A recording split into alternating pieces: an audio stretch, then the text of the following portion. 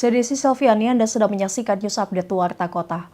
Wakil Presiden Gibran Rakabuming Raka mengusulkan agar para kepala daerah di Indonesia digembleng di Akmil Magelang seperti Menteri Kabinet Merah Putih kemarin. Permintaan itu disampaikan Gibran pada Kamis 7 November. Menurut Gibran, program itu penting dilakukan agar semua bisa bersinergi dan satu visi. Sebelumnya Kabinet Merah Putih Prabowo Gibran juga digembleng di Akmil Magelang sebelum resmi bekerja. Penggemblengan itu dilakukan Prabowo Subianto agar kabinetnya kompak dan disiplin. Ini mungkin Pak Mendagri, mungkin tahun depan ini rakornya kita geser aja ke Akmil Magelang.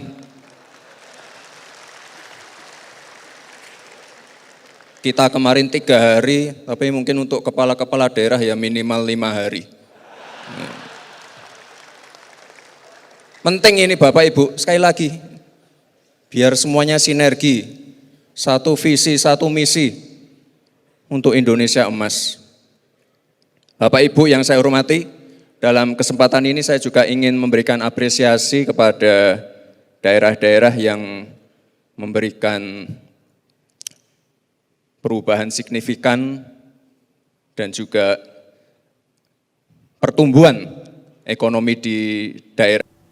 Menteri Koperasi dan UKM sekaligus mantan Menteri Komunikasi dan Informatika Budi Aris Setiadi mengaku siap diperiksa dalam kasus ex anak buahnya di Kominfo yang diduga membackingi judi online atau judol. Dalam sidang kabinet di Kompleksi Istana Kepresidenan Jakarta, Rabu 6 November, Budi mengklaim mendukung pemberantasan judi online. Ketika ditanya tentang kesiapannya apabila diperiksa dalam kasus itu, dia mengatakan siap. Budi pun memastikan saat ini ia mau fokus urus Kementerian Koperasi. Namun dia tetap mendukung pemberantasan judi online.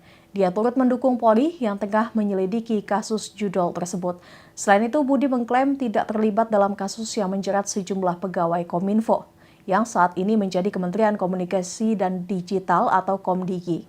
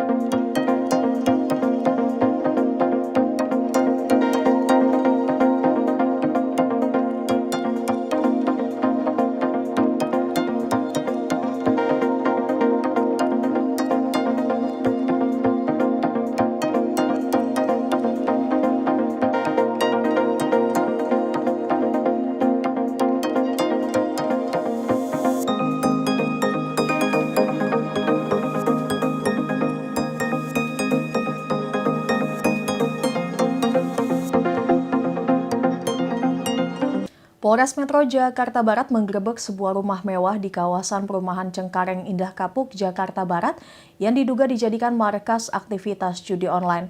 Penggerebekan berlangsung selama 1 jam dari pukul 8 pagi hingga 9 pagi. Dalam penggerebekan itu polisi menangkap 8 orang tersangka.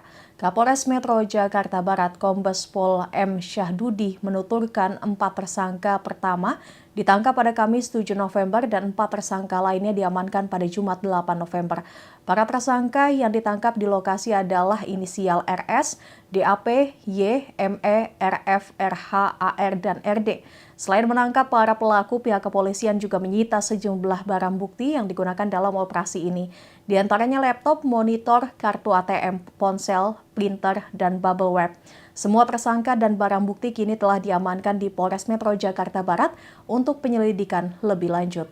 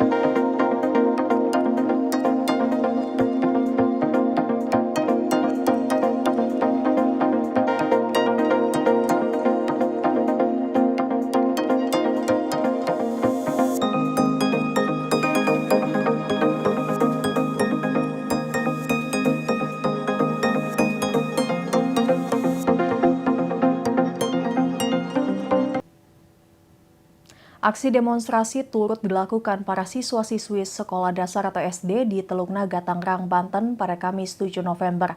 Para siswa dan siswi menuntut agar intensitas aktivitas rombongan truk tanah dikurangi, terlebih di luar jam operasional kerja truk-truk tanah tersebut. Berdasarkan video yang beredar di media sosial menunjukkan para siswa SD dengan seragam merah putih dan atribut lengkap berjalan kaki membentuk barisan. Sementara para siswi memakai baju olahraga berada di belakang barisan siswa SD. Mereka juga membawa sejumlah kertas yang bertuliskan terkait ungkapan keresahan mereka buntut aktivitas truk-truk tanah yang mengganggu. Mereka sambil berjalan sambil mengepalkan tangan ke atas dan meneriakkan sejumlah tuntutan. Salah satunya meminta dikuranginya intensitas truk-truk tanah. Sebelumnya diketahui dalam 2 pekan terakhir sudah ada kecelakaan sebanyak 2 kali yang disebabkan oleh truk tanah. Keduanya menyebabkan korban mengalami cedera parah di bagian kakinya. Inilah bela sangkawa teman-temannya korban ya. Mudah-mudahan ini korban terakhir buat anak-anak kita. Ya, terus. Itu terakhir korban buat anak-anak kita. Mereka punya masa depan. Mereka punya harapan. Ya. Gak sedikit anak-anak kita menjadi korban.